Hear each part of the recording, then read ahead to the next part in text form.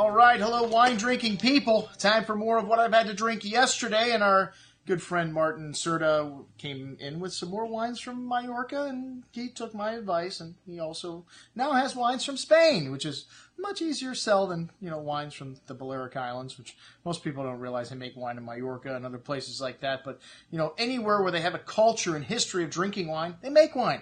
Because back several hundred years ago, they couldn't bring it in from other places. They had to drink the local wine. And today, the local wines in these places are getting much better. So it's cool that we have someone like you around to give these wines attention, because most of the big distributors do not give them even the blink of an eye, because they'd rather sell things that are easy to sell rather than educate people on wines from unique areas like Mallorca. Well, the first wine we had was actually from Spain, and it's a Albarino, which is one of the more popular whites here, and this is the second label of one of the second largest producer of Albarino, and kind of cool packaging on it, Atlantique.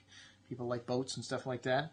And this from Ria Spicious, and exactly what an Albarino should taste like. Very fresh wine on the nose, lime, citrus, a slight briny character to it. Very light and savory style on the palate with a little lime, citrus, some green melon, and a short but pleasant finish. And at $15, that's what we expect. We want a short but pleasant finish. All right, the La Florida wines.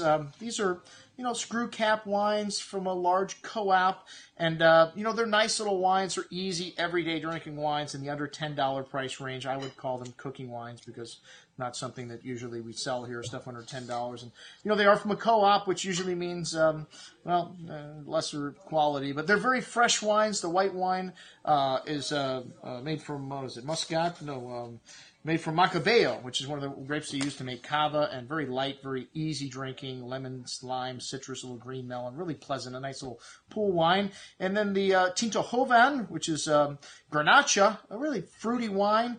And on the second day, it had a kind of an antiseptic citrus note to it, but other than that, really fruity and pleasant there.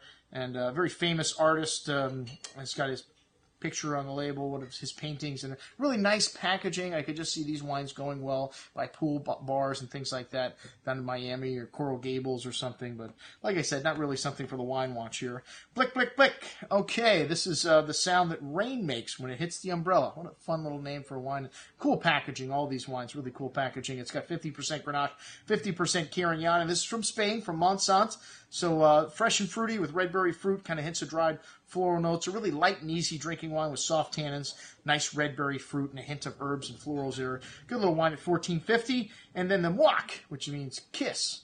And this is from Mallorca also, and it's a blend of Calette, one of the local grapes, Montenegro, Cabernet Sauvignon, kind of equal parts there, 6 months in barrique, and really fresh and fruity style of wine, also red and blackberry fruits, notes of black spice, and a really nice nuance to this wine here, fresh with a light raspberry fruit, hints of black spice, light tannins. Very good little wine at $14 also. I liked it slightly better than the Blick, Blick, Blick.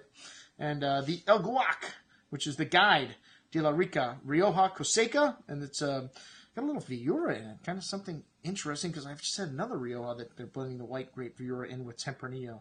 So made by one of the disciples of Alvaro Palacios, a modern interpretation of Tempranillo, well, very fresh and fruity style anyways, with wild strawberry, notes of fresh earth, floral highlights, very fruit-forward wine, really fresh and fruity, really nicely balanced, so a very drinkable style here, a bit more than just a light quafford, has some of that dried floral and raw steak kind of nuance you get from Rioja. Good little wine at $13.50. The El Buscador, the Seeker, is next. These labels are really cool. This one's got to connect the dot label on it and make a, that shows you the village outline on it. Really kind of neat, packaging here. It's nice to see people put thought into their packaging that kind of works and is fun. This wine's 90% Tempranillo, 10% Grenache. And Ignacio Uralina, I don't know what the hell the guy's name. Anyways, he enologist for Alvaro Palacios for 17 years. A very pretty nose here, red berry fruit, hints of sweet tobacco spice, a little hint of coconut in there too. And this wine says 12 months in new French oak. A bit more complexity here, and still rather forward, though, and seductive. Nice red berry fruit, dried floral notes, red licorice, nice balance, very good stuff at $17. And then the El Nomada de la Rica, which is a blend of 90% Tempranillo, 10% Graziano, aged for 15 months. It's really a Crianza, but it says Coseca on the label there. But step up here. Definitely, some more concentration, a little ripe, smooth tannins here on the tongue. Nice richness, has a nice hint of spice and zest to it. Good length, that red licorice spice also. Should last for 3 to 5 years in your cellar. A very good little Crianza at $24.50, and that's what we had with our friend Martin Serta. I'm your host, Andrew Lamposoni, signing off for the Wine Watch, saying remember, always drink the good stuff first.